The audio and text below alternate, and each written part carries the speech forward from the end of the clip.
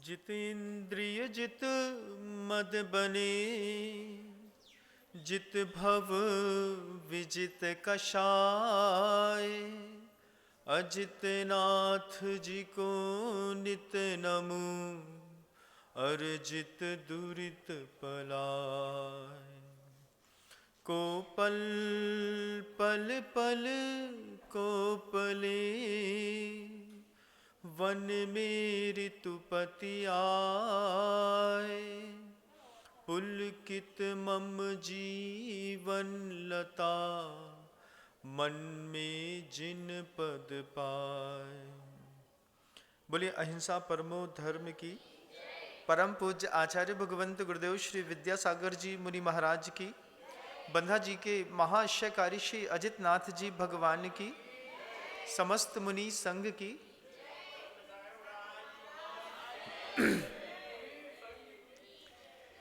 निरंतर एक कथानक प्रवाहमान है जिसका नाम वर्धमान चरित्र है। बंधुओं, वर्धमान स्वामी के ऊपर उनके जीवन में घटित घटनाओं को लेकर के, उनके गर्भावतरण से लेकर के मोक्ष कल्याण तक के महोत्सव को हम पिछले 15-17 दिनों से मना रहे हैं। पिछले सत्र में आपने सुना कि कैसे महाराज चेटक की पुत्री चंदना ग्रसित होकर विद्याधर के द्वारा अपहृत हुई। अपहृत होने के बाद कौशाम्बी के जंगल में छोड़ी गई, वहां से भील के द्वारा पकड़ी गई, वैश्या को बेची गई। वैश्या से वृषभदत्त सेठ ने खरीद लिया। वृषभदत्त सेठ ने वैश्या से जब चंदना को खरीदा, उस दिन का दृश्य देखने लायक था। वृषभदत्त सेठ जिनेंद्र भगवान की पूजन अर्चन में संपन्न व्यक्ति जब मार्ग से निकल रहे थे और वैश्या के हाट पे बिकती हुई उस कन्या को देखा, चंदना को। जब वहां पे जाकर के वृषभदत्त सेठ खड़े हुए, खड़े होने पर वैश्याओं ने और मवालियों ने वृषभदत्त सेठ का ऐसा मजाक उड़ाया कि अच्छा, वृषभदत्त सेठ को भी आज वैश्या के बाजार की जरूरत पड़ गई। क्यों सेठ, यहां पर क्या लेने के लिए आए हो? जब ऐसा मजाक जब वृषभदत्त सेठ का मचा, उस वक्त भी सेठ वृषभदत्त बहुत गंभीर थे। चुपचाप चंदना को मुद्राएं देकर के खरीद लिया। 50,000 स्वर्ण मुद्राएं देकर के चंदना खरीदी।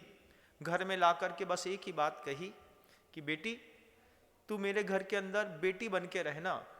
इन सब के पीछे का सिर्फ एक मात्र कारण था कि वृषभदत्त सेठ जब रास्ते से गुजर रहे थे तो चंदना दूर खड़ी होकर के अरिहंत सिद्ध, अरिहंत सिद्ध, अरिहंत सिद्ध बोल रही थी।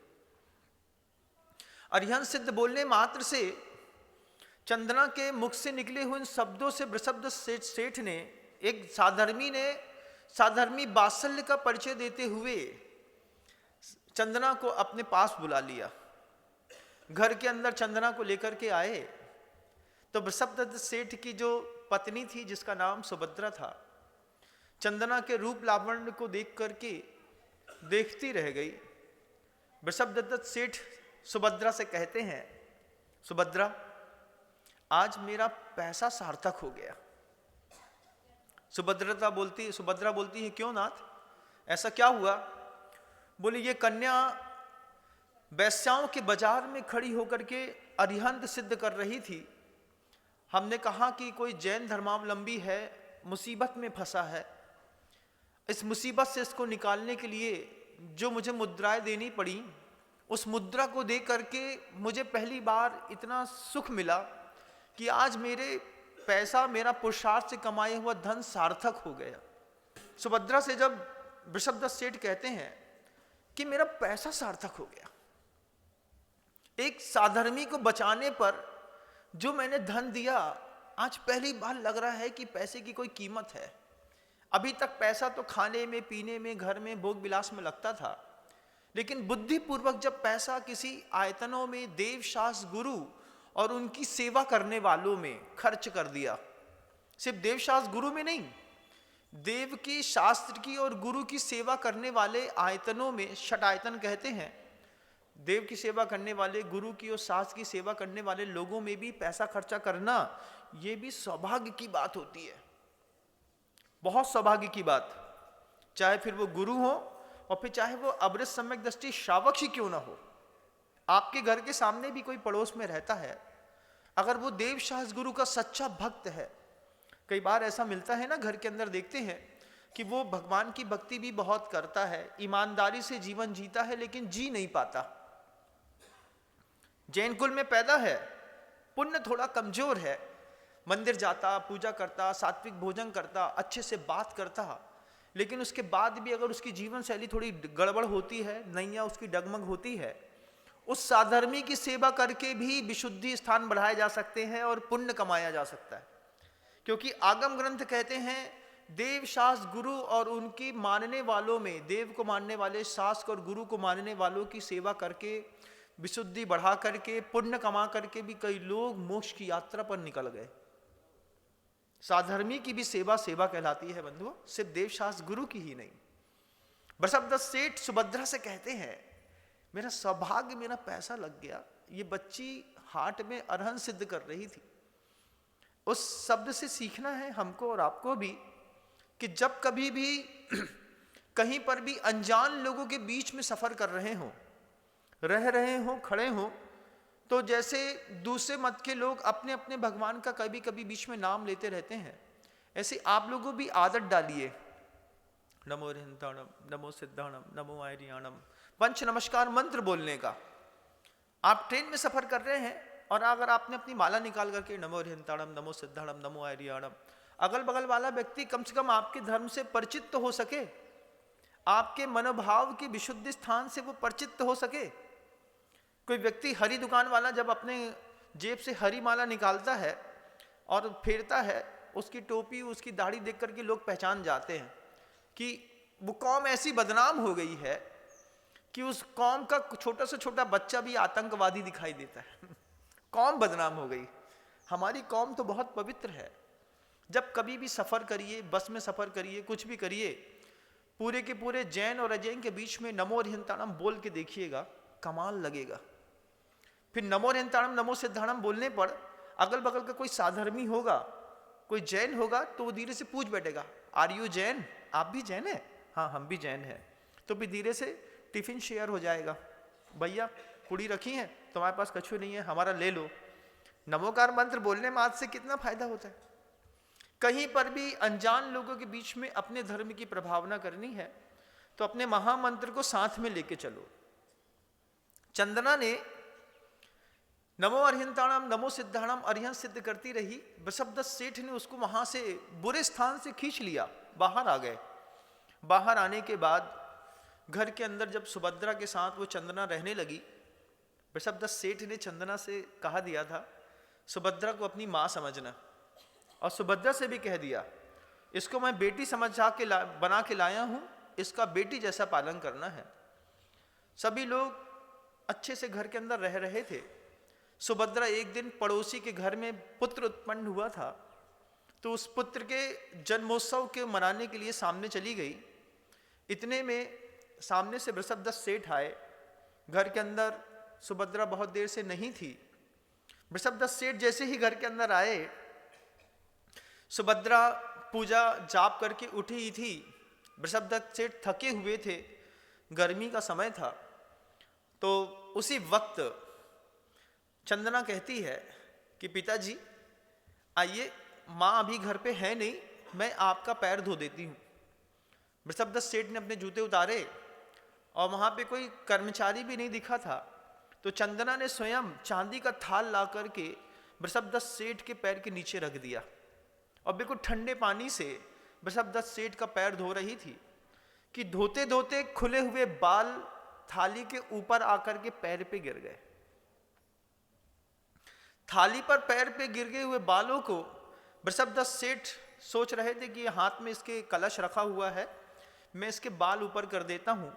पिता की बुद्धि से पुत्री के उस बाल मात्र को ऊपर किया। वो एक छोटा सा क्या दृश्य बना। उसी वक्त सुभद्रा जो है बाहर के मुख द्वार से अंदर आ रही थी। सुभद्रा को लगा कि ये पुत्री कह करके तो लाए थे, लेकिन पुत्री जैसा व्यवहार नहीं दिख रहा। देखो तो उसके घने लंबे बालों को अपने हाथ से अलग कर रहे हैं बड़े स्नेह के साथ। निश्चित ही वृषभदत्त सेठ का और इस कन्या का कोई संबंध है। एक दुराभाव मन के अंदर पैदा बस हो जाए, फिर वो घर में कैसी आग लगाता है। आचार्यों ने इसके लिए एक शब्द लिखा है। राग शब्द की परिभाषा अलग होती है बंधु। राग तो जो होता है वो तीव्र आसक्ति का परिणाम है। किसी भी वस्तु के प्रति, किसी भी व्यक्ति के प्रति तीव्र आसक्ति को राग कहते हैं। लेकिन जब इन परिस्थितियों में जब मन के अंदर कोई विशेष प्रकार का भ्रम पैदा होता है, इसको मोह कहते हैं। बोलते हैं छोड़ने के लिए संसार में तीन ही चीजें हैं, राग, द्वेष और मोह। अगर मोह और राग एक है तो फिर मोह छोड़ने के लिए नहीं कहा जाता, इसको कहते हैं मोह। ये मोह क्या है? शब्द है, दो शब्द है। क्या है मोह? कि परिस्थितियां कुछ हैं, उन परिस्थितियों को हम भाप करके कुछ का कुछ समझ बैठते हैं। वृषभदत्त सेठ का मन निर्मल था, चंदना का मन भी निर्मल था, लेकिन मोह के कारण जो है गलत चीजें सुभद्रा ने समझ ली और गलत विचार पैदा कर लिया। आचार्यों ने इसके लिए गाथा लिखी बंधु। आचार्यों ने कहा, मोह न छिज्जदि अप्पा दारुण कम्मम करेदि बहुबारम नहु पावदि भवतीरम किम बहु दुखम वहेदि मूढ़मति। यह आत्मा मोह नहीं छोड़ पाती, और जब मोह नहीं छोड़ पाती तो दारुण कम्मम करेदि बहुबारम, ऐसे दारुण क्रूर कर्म कर बैठती है। जितने भी संसार में हत्याएं होती हैं, ये हत्याएं द्वेष का परिणाम कम है, मोह का परिणाम ज्यादा है। घर के अंदर जितने भी डोमेस्टिक वायलेंस होते हैं, पत्नी को जलाया जाता है, मारा जाता है, प्रताड़ना दी जाती है, ये सब मोह का ही परिणाम है, द्वेष का परिणाम नहीं है। द्वेष के परिणाम में तो आप सामने वाले से भागते हैं, बात करना पसंद नहीं करते। मोह के परिणाम में आप सामने वाले के प्रति आक्रामक होते हैं।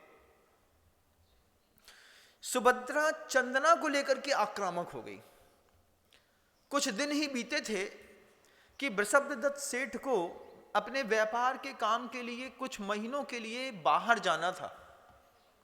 सुभद्रा, चंदना दोनों मिलके वृषभदत्त सेठ की पूरे लाव लश्कर की तैयारी करके उनको विदा किया, और सुबह वृषभदत्त सेठ को विदा किया, और शाम होने से पहले सुभद्रा ने अपने घर के सिपाहियों को बुला करके चंदना को नीचे के जेल खाने में बंद कर दिया।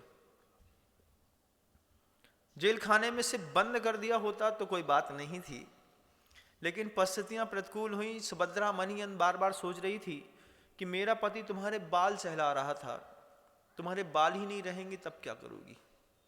तो दो सिपाहियों से पकड़ा करके हाथों को और मुंडन कराने वाले नाई को बुला करके चंदना के पूरे बाल उतार करके उसके ऊपर सुभद्रा खड़ी हो गई, पैर लगा करके खड़ी हो गई।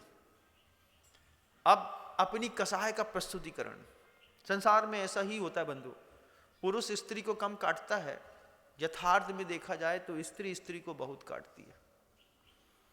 मां भी शादी से पहले बच्चे पर अपना हक समझती है, लेकिन जैसे ही लगता है कि इस मेरे बच्चे पर किसी और स्त्री का हक बन गया है, वैसे ही मां में और उस स्त्री में भी विवाद होना शुरू हो जाता है। दुनिया में ये बिल्कुल यथार्थ और कटु सत्य है। हम कहते हैं ना, महाराज सास बहू की बिल्कुल नहीं पटती। उसके पीछे का कारण सास बहू के पीछे का पटना और नहीं पटना नहीं है, दोनों स्त्री स्वभावी है। स्त्री स्वभावी में मोह बहुत ज्यादा रहता है, बड़ा हुआ राग रहता है। प्रबद्ध रागादि भी स्त्री वेदनीयस्य, आचार्यों ने शब्द कहे हैं। अब बचपन से जिस बच्चे को वो मां बड़ा करती थी, मेरा बच्चा मेरा बच्चा मेरा बच्चा, वो बड़ा होते होते होते 20, 22, 24 साल की उम्र का हो गया। अब मां जानती है कि इसके गृहस्थी बसानी है तो विवाह करना पड़ेगा, लेकिन उसी बच्चे को, जिस बच्चे को 25 साल से मैं प्यार करती थी, वो बच्चा अचानक किसी और को प्रेम करने लगे।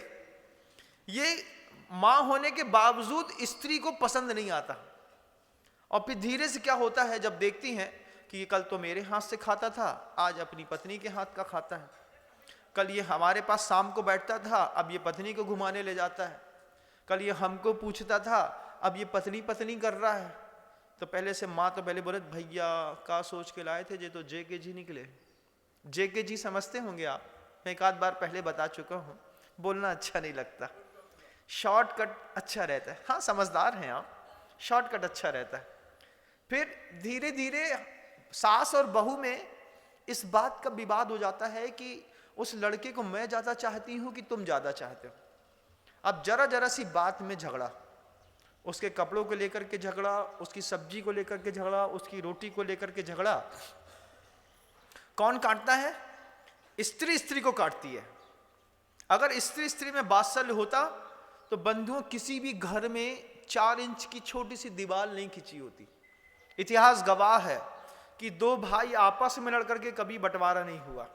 जब 2 भाइयों के बीच में कहीं पर भी एक कन्या आ गई, तब जाकर के दोनों में खूनी खच्चर होना शुरू हो गए। दुनिया गवाह है इस मामले की बंधु। लेकिन ऐसा नहीं है कि ये होगा ही, पुरुषार्थ जन प्रक्रिया है। अच्छा सोचने पर, अच्छा विचार करने पर कई स्त्रियां सती, सीता, चंदना, द्रौपदी जैसी भी होती हैं, जो परिवार को जोड़ने के लिए बीच में एक सूत्रधार का काम करती है। यहां पर सुभद्रा और चंदना के बीच में ऐसा विषाद, ऐसा विवाद मचा। चंदना तो कुछ बोल ही नहीं पाई, क्योंकि चंदना का उस घर में कोई था ही नहीं। सिर्फ एक वृषभदत्त सेठ थे जिनको वो अपना पिता मानती थी। कहां अयोध्या के पास कौशाम्बी, और कहां पाकिस्तान के सिंध देश में चंदना का वो चेटक का साम्राज्य। वहां से यहां तो चंदना को ये भी नहीं पता कि यहां से वहां तक जाएंगे कैसे, क्योंकि जितने फ्लाइट के इसके साधन आज हैं, ऐसे तो साधन उस समय होते नहीं थे। घोड़ा होता था, हाथी होते थे, इन्हीं पे सवारियां होती थी। चंदना को उठा करके सुभद्रा ने जेल खाने में बंद किया, पूरे के पूरे मुंडन करा दिया। मुंडन कराने पर पहली बार काले घने बालों के अंदर का जब वो सिर दिखाई दिया, वो सिर भी चंद्रमा के जैसा चमक रहा था। चंद्रमा के जैसे चमकते हुए उस मस्तक को देख करके सुभद्रा को और गुस्सा आया। पहले तो पूरे लंबे घने बालों के ऊपर खड़ी होकर के उसको मसला। मसलने के बाद सूखी मिट्टी ला करके चंदना के सिर पर मल दिया और सिपाहियों से कह दिया, क्योंकि बड़े बड़े घरों में व्यवस्थाएं कैसी कैसी होती हैं कौन जानता है, तहखाने में क्या क्या मिलता है किसी को पता रहता है। सिपाहियों से कह दिया कि बस इसको साकलों से बांध दो। कैसे बांध दो? तो जैसा भक्तांबर स्तोत्र में आपने पढ़ा होगा, आपाद कंठ मुरसंकल वेष्टितांगा गाढ़म निगंग बृहन निगट कोटि जंगा।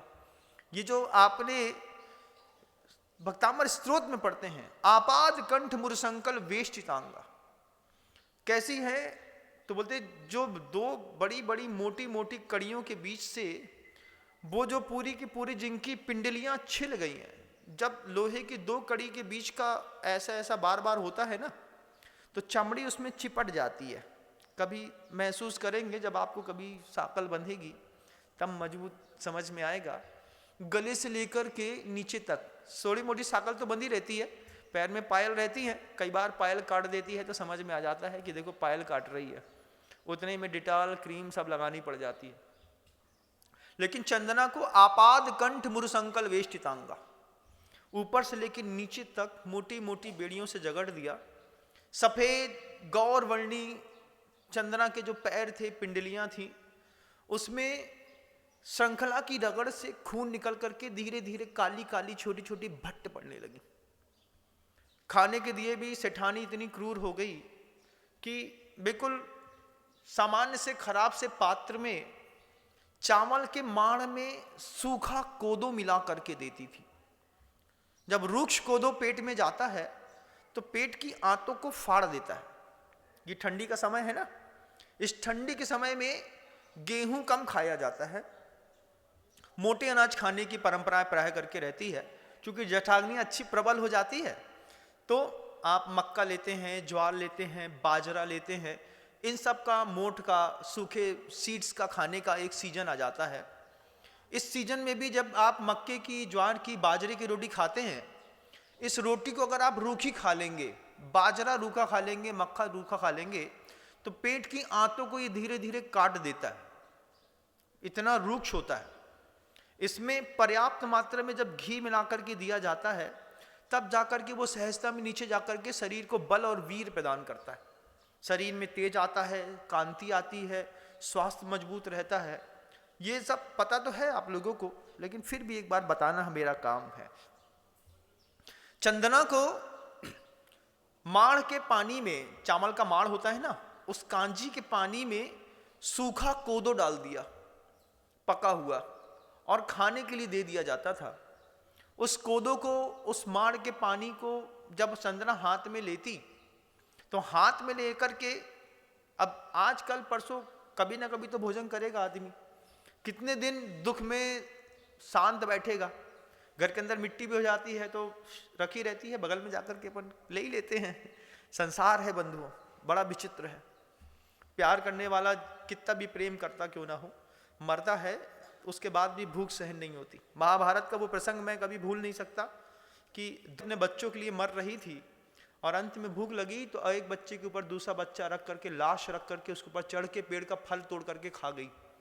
वो दृश्य जब कभी भी आप महाभारत में पढ़ेंगे आप देखते रह जाएंगे। गांधारी की बात कर रहा हूं, बड़ा विचित्र दृश्य था वो। भूख लगी तो चंदना के हाथ में रोज माड़ का पानी और कोदो आता था। चंदना का एक छोटा सा नियम था, चंदना का अपने आप में नियम था कि जब तक मैं अतिथि संविभाग व्रत का पालन न कर लूं तब तक मैं कुछ भी भोजन नहीं करूंगी। जिस तहखाने में बंद थी उस तहखाने के ऊपर एक खिड़की थी, खिड़की से लोगों के आते जाते हुए पैर दिखाई देते थे, वहीं से थोड़ी बहुत धूप और हवा आती थी अंदर। उसी धूप में चंदना अपना रह करके देह को थोड़ा बहुत गर्म कर लेती थी। एक कितनी परेशानी होती है, मतलब नरक के दुख का जैसा वर्णन दिखा है, जब कभी कर्म भूमि में मिलता है तो बड़ा तकलीफ होती है।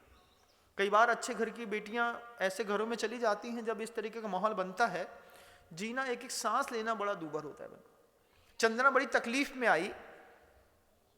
उस वक्त भी जब कभी भी हाथ में उस पात्र में कोदो दिया जाता, उसको माड़ में ऐसा डाल करके दे दिया जाता, और जब ठंडा हो जाता कैसे वो भोजन करती होगी, बिना नमक, बिना मिर्ची, नमक, चटनी, अचार का। और जब बस कोदो और माड़ दे दिया जाता, खाओ, जिंदा रहो, पड़ी रहो, ना कहीं जाने देंगे ना बाहर निकलने देंगे। वृषभदत्त सेठ को 6 महीना हो गया बाहर की यात्राओं को करते हुए। इधर भगवान वर्धमान स्वामी कौशाम्बी के नगर में आकर के जब आहारचर्या को निकले तो रोज का वो जो छोटा सा जिन शासन का नियम था चंदना का, अतिथि संविभाग व्रत का पालन करने का। आपके घर के अंदर भी एक छोटा सा नियम भी भगवान को कैसे, आप लोगों को कैसे तार सकता है, इसकी आपको ताकत का अंदाजा नहीं है। बहुत सारे नियम है ना, 10 धर्म है, कसाय का त्याग है, तप है, अनशन है, अवमोदर है, व्यक्ति पर संज्ञान है, रस परित्याग है, शुद्ध भोजन करना है, प्राश्चित है, विनय है।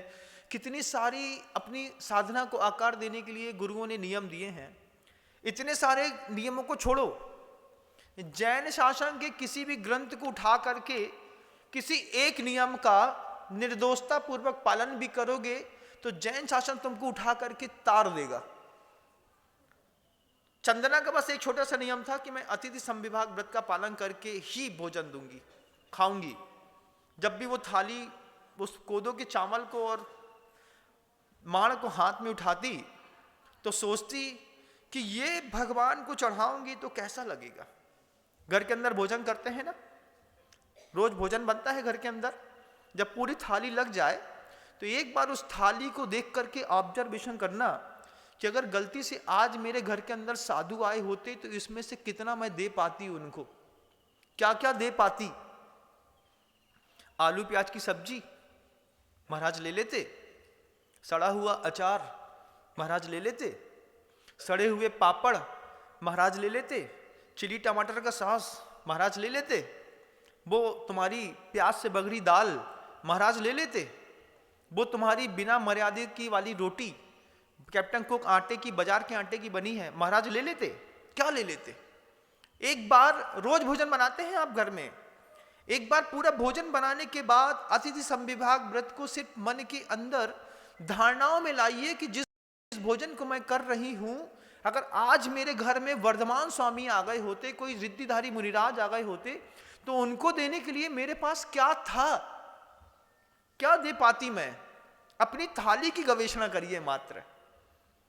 सड़ा हुआ अचार खिला नहीं सकती, सड़े हुए पापड़ खिला नहीं सकती, अशुद्ध आटा खिला नहीं सकती। मेरे घर के अंदर तो नल का पानी रखा हुआ है।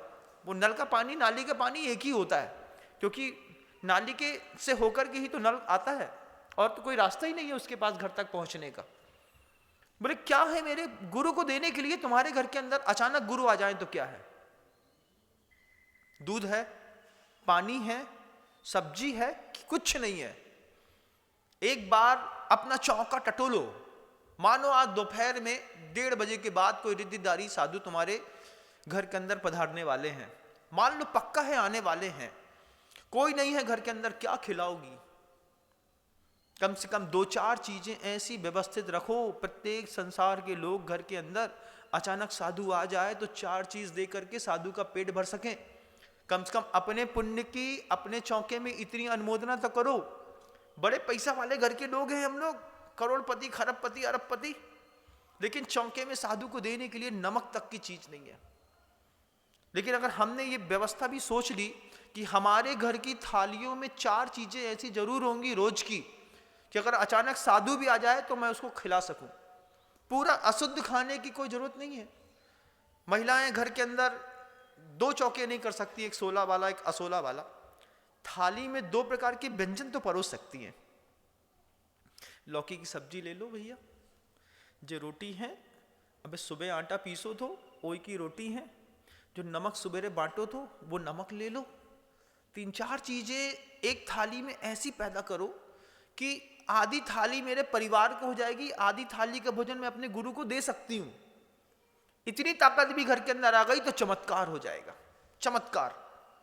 और रोज किसी भी थाली का भोजन करो, उसको देखो, फिर सोचो इसमें से एक भी चीज मेरे गुरु को चढ़ाई नहीं जा सकती। कैसा भोजन करते करते जिंदगी की सारे बसंत बीत गए। बहुत सारे घरों में तो चक्कियां तक नहीं होंगी, वे बाजार का पिसा आटा खाते हैं। अब साधु तो बाजार की चक्की का आटा लेते नहीं, उनको तो शुद्ध और मर्यादित चाहिए। बहुत सारे घर होंगे जिनके यहाँ रोज आटा पीसा जाता होगा, लेकिन वो भूल गए कि पिछली बार चक्की को कब खोल करके साफ किया था। 1.5 महीने पहले, 2 महीने पहले, 6 महीने पहले। जब आटा पीसते पीसते आटा से बदबू आने लगती है, तब दिमाग में चढ़ता है कि अंदर आटा सड़ गया होगा, उसमें चूहा, छिपकली, पता नहीं क्या क्या मरा मिलता है चिपटा हुआ। तब समझ में आता है, ओहो इतने दिन से ऐसा खा रहे थे, ऐसा कर रहे थे।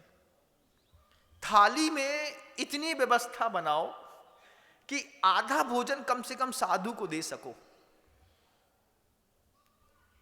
क्या दे सकते हैं घर के अंदर? एक बार चेक करिएगा, एक ऑप्शन दे रहा हूं।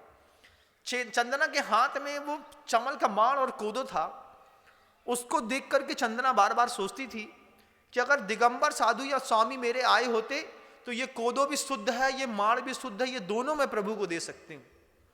रोज पहले चंदना माथे में वो पात्र को लगाती, हे भगवान अगर कोई मुनिराज हो तो वो मेरा ये द्रव्य स्वीकार करे। ऐसा कह करके उसके बाद उसी पात्र को, उसी कोदो को, रूखे कोदो को खा करके धीरे धीरे चंदना के पेट की अतड़ियां सूखने लगी, चंदना धीरे से क्रश होने लगी। और हस्ती बंधन जितने भी होते हैं, जब वहां पर पूरे में हथकड़ी बंधी हुई थी, तो हथकड़ियों की चीमट लगने से, रात में दिन में, रात में दिन में चीमट लगने से वो पूरे अस्थि बंधन के कारण जगह जगह पर चंदना के दाग पड़ गए, आंखें धस गईं, नीचे का भाग पूरा रात रात जगने के कारण काला पड़ गया। ये नीचे के जो दाग बढ़ते हैं ना आंख के नीचे, ब्लैक ब्लैक ब्लैक, ये अपने आप नहीं पड़ते हैं। ये जो बच्चे पूरी रात चिंता करते हैं और पूरी रात जगते रहते हैं, उनके नीचे का पूरा आंख का भाग, पूरा पोर्शन काला पड़ जाता है, क्योंकि नींद ही पूरी नहीं हो पाती है। फिर आंखें ऐसे जैसे हाथ उंगली अंदर घुसा दे तो आंखें बाहर निकल आती है, ऐसी आंखें दिखाई देने लगती हैं। किसी भी व्यक्ति को देख के समझ जाते हैं कि इसकी लाइफ स्टाइल कैसी है। फेस सीडिंग बड़ी जबरदस्त चीज है। चंदना का चेहरा पूरा ऐसा हो गया। वृषभदत्त सेठ, सौभाग्य की बात थी कि 2 दिन पहले वर्धमान स्वामी उस कौशाम्बी नगर पर आए। चंदना के कान में आते जाते लोगों से ये बात सुनाई देने लगी कि वर्धमान स्वामी कौशाम्बी में पधारे हैं, यहीं पर उनकी आहारचर्या हो रही है। ये शब्द सुनते साथ ही चंदना के हृदय में रोमांच पैदा हो गया। रोमांच होता है जब ठंडी के दिनों में कोई आपको ठंडे पानी के हाथ का एक छोटा सा छींटा मारे या हाथ छुए तो शरीर में जैसे पूरे रोम खड़ा हो जाता है, एक एक फुरूरी छूट जाती है। इसको रोमांच कहते हैं। ये रोमांच चंदना के पूरे शरीर में खड़ा हो गया, पूरा रोमांच पैदा हुआ। और चंदना एक ही बात सोचती है, वर्धमान स्वामी कौशाम्बी में उनके नाम की आवाज भी मेरे कान में आई तो सौभाग्य की बात है। अब चंदना का बस एक ही उपक्रम था, रोज जैसे उसको कोदो और भात दिया, पानी दिया जाता, चंदना उस खिड़की की तरफ देखती और खिड़की से बस ये देखती कि लोग वस्त्र पहन करके जा रहे हैं, कोई एक दिगंबर का पैर भी मुझे दिख जाए, मैं समझ सकूं कि स्वामी यहां से निकलते हैं। और पता नहीं कैसा सौभाग्य था, उसी दिन सुबह सुबह वृषभदत्त सेठ जो हैं घर के अंदर आ गए। आते ही साथ सुभद्रा को देखा, परिवार के लोगों को देखा। वृषभदत्त सेठ सुभद्रा से पूछते हैं, चंदना कहाँ है? चंदना का नाम सुनते साथ ही सुभद्रा की आंख भरी हो गई। सुभद्रा ने कोई जवाब नहीं दिया तो अपने अधीनस्थ कर्मचारियों से वृषभदत्त सेठ ने बड़ी आंख करके पूछा, चंदना कहाँ है? तो घर में एक काम करने वाली दासी इशारे से नीचे कहती है कि चंदना नीचे है। नीचे शब्द सुनते साथ ही वृषभदत्त सेठ को घर के वातावरण से भास हो गया कि चंदना को कोई महान कष्ट था। नीचे जाकर के तहखाने में, जेल खाने में देखा तो चंदना 6 महीने से वहीं पर बेड़ियों में जकड़ी हुई सूख करके ऐसी हो गई। वहीं पर अच्छी पूरा वातावरण खराब हो गया। वृषभदत्त सेठ चंदना को देख करके रोने लगे। रोते हुए वृषभदत्त सेठ बोलते हैं, बेटा थोड़ा देर ठहर, मैं बस लोहार को ला करके तेरी हथकड़ी काट देता हूं। और चंदना ने वृषभदत्त सेठ को देख करके पिताजी शब्द कहा। पिताजी की वृषभदत्त सेठ की आंख से आंसू आया। वृषभदत्त सेठ कहता है, बेटा बस थोड़ा सा, मैं लोहार ला करके तेरी हथकड़ी काट करके बस तुझको बाहर करता हूं। और वृषभदत्त सेठ लोहार को लेने के लिए बाहर गए। इतने में वर्धमान स्वामी का उस रास्ते से निकलना हो गया। वर्धमान स्वामी जैसे ही सामने से निकले, चंदना ने अपने कोदो चावल का भात का वो उठाया, उठा करके वहीं से आवाज लगाई, हे स्वामी नमोस्तु नमोस्तु नमोस्तु, मन शुद्धि, वचन शुद्धि, काय शुद्धि, आहार जल शुद्ध है। चंदना सोचती है कि कुछ है नहीं, लेकिन क्या करूं, स्वामी की अनुमोदन और भक्ति तो कर ही सकती हूं। घर के अंदर नहीं भी है तो भक्ति तो इतनी तो कर ही सकते हैं। कौन सा वर्धमान मेरे पास आके खड़े हो जाएंगे और कौन सा वर्धमान मेरा कोदो खाएंगे। लेकिन भक्ति है, अतिथि संविभाग व्रत का एक छोटा सा नियम है, उस नियम से तिर जाने की सामर्थ है, आंसुओं की सामर्थ है। मैं हमेशा वो बात कहता हूं, प्रतिदिन मंदिर जाकर के जो आप भक्ति करते हैं उससे कभी चमत्कार नहीं होता। आप कभी कहिएगा कि अरे ऐसा होता है, नहीं होता। लेकिन जब विशेष अवसरों पर आप भगवान की भक्ति करते हैं, उस विशेष अवसरों पर की गई भक्ति प्रथम दिन से चमत्कार पैदा करती है। चंदना के मन के अंदर वो भक्ति का भाव था, हे वर्धमान, जबकि वर्धमान की चंदना रिश्ते में मौसी लगती है। महाराज चेटक की 7 पुत्रियां, पहली पुत्री का नाम प्रियंकारिणी त्रिशला। त्रिशला शब्द भी कि 3 शल्य से रहित थी, इसलिए नाम त्रिशला रख दिया। वर्धमान स्वामी का चेहरा दिखाई नहीं दे रहा था, सिर्फ आवाज सुनाई दे रही थी कि वर्धमान स्वामी इसी गली से आ रहे हैं। चंदना अपने उस जेल खाने में बड़ी बंधी श्रृंखलाओं के बीच में अपना कोदो और चावल का उसको उठा करके, हे स्वामी मन शुद्धि, वचन शुद्धि, काय शुद्धि, आहार जल शुद्ध है। आंख बंद है, रोमांच है, हाथों में हथकड़ियां पड़ी हैं। आंख बंद करके उस कोदो के पात्र को ऊपर उठा करके उस खिड़की की तरफ दिखाती हुई चंदना सिर्फ इतना बोल रही, हे भगवान आप निकल जाओगे मैं जानती हूं, आप यहां नहीं रुकोगे मैं ये भी जानती हूं, लेकिन मेरी भक्ति बोलती है मेरे पास जो है अनुग्रहार्थम सस्याति सर्गोदागरम। जो है मेरे पास मैं उतना देने का भाव तो कर सकती हूं ना।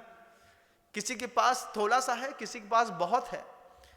चंदना बस ये भाव करती है, मन शुद्धि, वचन शुद्धि, काय शुद्धि, आहार जल शुद्ध है। और रिद्धिधारी वे वर्धमान स्वामी, जिनके पास अक्षीण महालय, अक्षीण महारस रिद्धियां हैं, बुद्धि रिद्धि है, सर्पिस रिद्धि है, अमृत श्रावी रिद्धि है, वे रिद्धिधारी मुनिराज के औरे में वो चंदना आई और जीवन में चमत्कार घटित हो गया। वर्धमान स्वामी के औरे पर आते साथ ही वर्धमान स्वामी की विधि थी उस दिन की। जिन कल्पी मुनि कुछ सोच के निकले तो बड़ा जबरदस्त सोच के निकलते हैं। वर्धमान स्वामी की विधि थी कि कोई लुंचित, सिर मुड़ाई हुई, श्रृंखला में बंधी हुई कोई स्त्री मुझे पड़गाहेगी तभी मैं आहार ग्रहण करूंगा। और वर्धमान स्वामी की वो विधि चंदना के सामने पूरी हो गई। वर्धमान स्वामी ने उस आर्त ध्वनि को सुना और वहीं पर खड़े हो गए। खड़े क्या हुए कि वर्धमान स्वामी की अनुकंपा, वर्धमान स्वामी के वात्सल्य, वर्धमान स्वामी की प्रशस्त राग से चंदना के बंधन अपने आप टूट गए। आज करेंगे तो नहीं होगा, क्योंकि तुम लोग चंदना जैसी नहीं हो। तुम लोग कैसी हो? तुम लोग अपने जैसी हो। तुम लोग हम अपने जैसे कैसे हैं महाराज? अपना स्वभाव आपको खुद ही पता है। विपरीत परिस्थितियों में 1000 दुकानों में माथा ठोकने वाली चंदना नहीं हो सके। मौका पड़े सो हरो ताबीज ते लटका लो, मौका पड़ो तो फलाने बाबा के घर में जाके फुकवाए। ये चंदना का स्वभाव नहीं था। चंदना सती थी, श्रद्धा से भी और व्यवहार से भी। आज सची का दर्शन दुर्लभ। चंदना बंधन मुक्त हुई उसके पुण्य के उदय से। देखो कैसा काम करता है दुनिया में। लोग कहते हैं मैं अपने पुण्य का खाता हूं, लेकिन मैं हमेशा कहता हूं कि किसी पुण्यवान के आश्रय छाया के नीचे रहो, उसकी पुण्य की छाया हमारे जीवन में भी पड़ती है। वर्धमान स्वामी का ऐसा तेज तीव्रतम तीर्थंकर का पुण्य था कि वे जहां जाते थे वहां सुभिक्ष होता था। आचार्य भगवंत ने लिखा है, निर्गंतास तपोधना यम देश उपसर्पंती सुभित्रम तस्त निश्चयेत। पद्मिन्यो राजहंसश्च निर्गंथास तपोधना यम देश उपसर्पंती सुभिक्षम तत् निश्चित। निश्चय से सुभिक्ष होता है। किसी साधु के पुण्य की छाया के नीचे रहना सौभाग्य है। किसी तपस्वी तेजस्वी सिद्ध साधु की पुण्य की छाया के नीचे रहना परम सौभाग्य है। चंदना की पुकार ने वर्धमान स्वामी की विधि मिला दी। विधि मिला देने से वर्धमान स्वामी वहां क्या खड़े हुए, देवताओं ने चंदना के सारे बंधन तोड़ दिए, उसका रूप वापस कर दिया, उसका सौंदर्य वापस कर दिया, उसकी श्रृंखला टूट करके सब अलग हो गई। चंदना के बाल पुनः वापस देवताओं ने ले आए। पानी भरते देव हैं, वैभव जिनका दास, मृगेंद्र मिल बैठते देख दया का वास। आचार्य भगवंत की ये 2 पंक्तियां हैं बंधुओं। गुरुदेव ने लिखा है, पानी भरते देव हैं, वैभव जिनका दास। और वैभव जिनका दास है, मृगेंद्र मिल बैठते देख दया का वास। किसी के हृदय में बस करुणा हो। गुरुदेव हम लोगों को भी ये सिखाते हैं कि मन के अंदर करुणा भाव हो और बाहर अगर वात्सल्य हो तो तुम लोगों को भी कर्म बंधन को काटने में ज्यादा समय नहीं लगता। आचार्य कुंदकुंद भगवान ने भी साधुओं के लिए उपदेश दिया है। क्या उपदेश दिया? आचार्य कुंदकुंद भगवंत कहते हैं, जोर्नाणम निर्वेखम सागार नगार चर्य जुत्ताणम अणुकंपयो वयारम कुब्बदिलेबो जदि वियप्पो। अगर तुम मुक्ति चाहते हो, सुख चाहते हो, समृद्धि चाहते हो, साधु के लिए बोलते हैं, जोर्नाणम निर्वेखम, जैन व्यक्तियों को देख करके, अहिंसक को देख करके, निर्वेखम, सागार नगार चर्य जुत्ताणम। वे अहिंसक कैसे हैं? सागार चर्या वाले हैं या अनगार चर्या वाले हैं? कुब्बदी जोर्नाणम निर्वेखम सागार नगार चर्य जुत्ताणम अणुकंपयो वयारम। उनके ऊपर अनुकंपा करो। साधु होकर के साधु के ऊपर अनुकंपा करो, साधु होकर के श्रावक के ऊपर भी अनुकंपा करो। कुब्बदिलेबो जदि वियप्पो। अगर तुम शुद्धोपयोगी नहीं हो, शुभोपयोग में हो, तो दोनों कर्तव्य बनते हैं, साधु को भी संभालो, श्रावक को भी संभालो, सामर्थ्य है तो। महावीर क्या खड़े हुए देवताओं ने उनके पूरे बंधन खोले। वृषभदत्त सेठ लोहार को लेकर के दौड़ रहे थे। दौड़ते दौड़ते जब दृश्य देखा कि एक दिगंबर साधु के सामने चंदना अपने पूर्व अवस्था में खड़ी है, लोहार ने वहीं पर अपना हथौड़ा छोड़ दिया और वृषभदत्त सेठ ने वहीं से चंदना के सामने अपना हाथ जोड़ दिया। हे चंदना, तुम्हारे उस सतीत्व को प्रणाम है। कितना अद्भुत दृश्य था। सुभद्रा को पता चला कि चंदना के पूरा वैभव वापिस आ गया है और वर्धमान स्वामी का पड़गाहन किया है। तो सुभद्रा की आंख से आंसू गिरने लगा। मैं शंका करती थी अपने पति के ऊपर और तुम्हारे ऊपर कि तुम मेरे पति को फंसा रही हो, लेकिन तुम्हारे शुद्ध पवित्र पुण्य ने बता दिया कि तुम सती हो, तुम्हारा कोई पति है ही नहीं। सती स्त्री है, उसमें भी चंदना तो ब्रह्मचारिणी है। महाराज क्षणिक से विवाह करने का एक बार मन में भाव बस पैदा किया था चंदना ने। अभय कुमार के साथ चंदना, चेलना और ज्येष्ठा तीनों भगी थी। लौट के आई थी तो चंदना को बड़ी तकलीफ हुई थी कि पिताजी क्या सोचते, मैं भग गई, कहीं और चली गई। लौट करके आकर के रुक गई। उसी दिन चंदना ने संकल्प कर लिया था जीवन में कभी विवाह नहीं करेंगे। वो चंदना भगवान महावीर को आहार देकर के उपकृत हुई। तीर्थंकर को आहार देने वाला तीसरे भाव से नियम से मोक्ष चला जाता है, या तो उसी भाव से या तीसरे भाव से। स्त्री है तो तीसरे भाव से। इस भाव में पुण्य कमाया, स्वर्ग में गई, देव बनी, नीचे आई, कर्म भूमि में पुरुषार्थ किया और मोक्ष। आहार दान देने की महिमा है। चंदना को अपनी मुक्ति के रास्ते चंदना ने खोल लिए थे। बंधन क्या खुले थे। चंदना का संकल्प था कि ये बंधन खुले हैं, अब मैं किसी बंधन में नहीं रहूंगी। चंदना ने अपनी जैसी कई और स्त्रियों पर दृष्टि डाली जो नगर पे रह करके इस तरीके की दास्ता का जीवन जी रही थी। इधर वर्धमान स्वामी आहार लेकर के क्या गए, पंच आश्चर्य चंदना के घर पर हो गए। वृषभदत्त सेठ का आंगन रत्नों से भर गया। चंदना ने मुड़ करके कभी भी उस आंगन पे बरसे हुए रत्न की तरफ नहीं देखा। पुष्प वृष्टि होने लगी, आकाश में जय हो के शब्द होने लगे।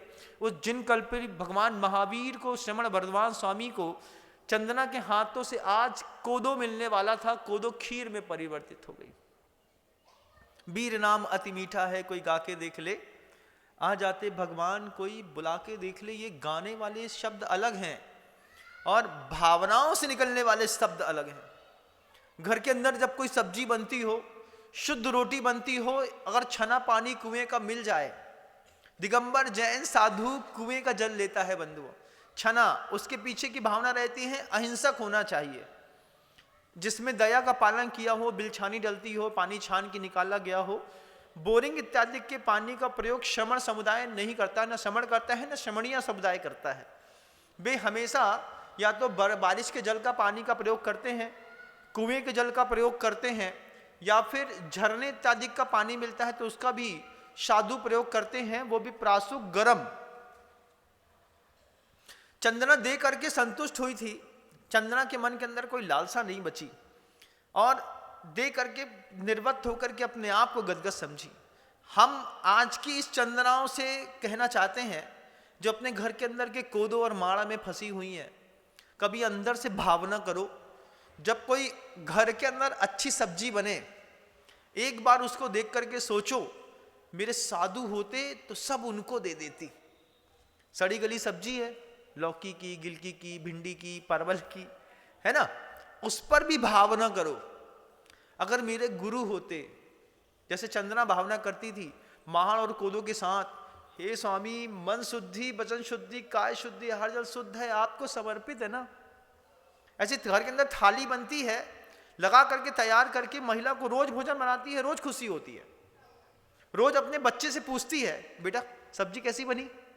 जब वो प्यार से पूछती है, उसके पीछे बच्चे से फीडबैक लेने का भाव रहता है। पति से पूछती है, क्यों रोटी तो आज मुलायम है ना, पापड़ अच्छा लग रहा हो, काय आज ही बेले थे। उड़द की दाल सुबह बन जाए, फिर पूछो काय अच्छी लग रही। ये जब महिला पूछती ना अच्छी लग रही, उसको प्रोत्साहन देना चाहिए। अगर आपने प्रोत्साहन नहीं दिया तो पता नहीं उसको कब दिमाग खराब हो तो उसमें कोई गोली मिला के खिला दे, बोले कभी आज तक तारीफ तो करते नहीं है, अब बैठो चुपचाप। तो जब कभी भी स्त्री घर के अंदर पूछे कि भैया कैसा बना, तो साधु सज्जनों को एक ही जवाब देना चाहिए, भैया बहुत अच्छा बना, जो मिला बहुत अच्छा मिला। थोड़े बहुत ना नुकुर मेन मीख निकालने का काम नहीं। वे घर की महिलाएं हैं, आज सीता हैं, कल मान लो काली बन गई तो फिर हो गया, बड़ा गड़बड़ होता है। लेकिन उन सभी माँ बहनों से कहना चाहता हूं, जब कभी भी घर के अंदर कभी ऐसा लगे कि आज बिल्कुल शुद्ध भोजन है, उस शुद्ध भोजन को, पात्र को हाथ में लेकर के एक बात भावना भाव, हे स्वामी मन शुद्धि, वचन शुद्धि, काय शुद्धि, आहार जल शुद्ध है ना प्रभु, पधारो ना मेरे आंगन में। ये भावना भाव, पता है साधु हमारे गांव में नहीं है, लेकिन भावना भाव, सब शुद्ध है ना स्वामी, पधारो ना हमारे आंगन में। हो सकता है इस भावना से आपके नगर में कोई साधु आ जाए। आगे क्या हुआ इस संवाद को हम पुनः जारी रखेंगे। आज समय हो गया, शब्दों को विराम देता हूं। गुरुदेव श्री विद्यासागर जी महाराज की। जा वाणी के ज्ञान से सूझे लोका लोक, सो वाणी मस्तक नमो सदा देत हूं धो। हे जिनवाणी भारती तोहे जपो दिन रैन, जो तेरी शरणा गहे सो पावे सक्षम।